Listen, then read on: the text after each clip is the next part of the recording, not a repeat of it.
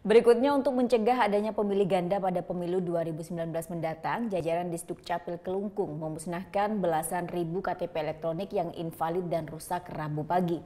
Pemusnahan ini pun disaksikan oleh jajaran KPU, Bawaslu, dan Bupati Kelungkung.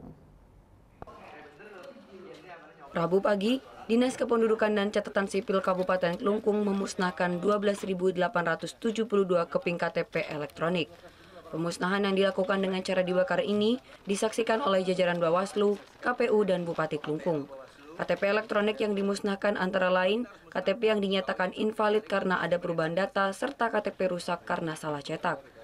Pemusnahan KTP elektronik invalid dan rusak ini merupakan tindak lanjut dari instruksi Menteri Dalam Negeri untuk menghindari isu-isu yang tidak benar di tengah masyarakat, terlebih di tahun politik saat ini.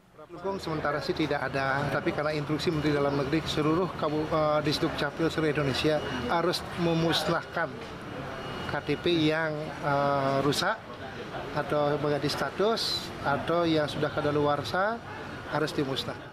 Pemusnahan KTP elektronik yang invalid dan rusak ini pun diapresiasi positif oleh Bupati Kelungkung.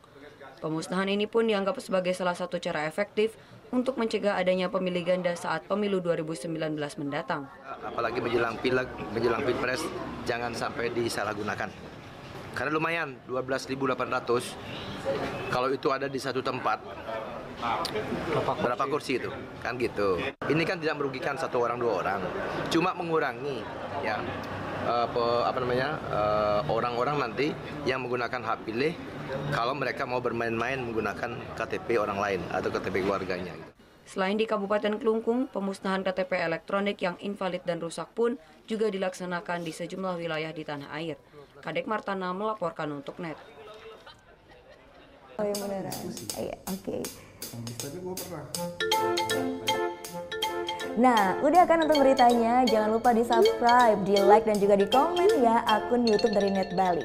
Terima kasih udah subscribe. Yang belum, jangan sampai lupa. Di sebelah sini nih.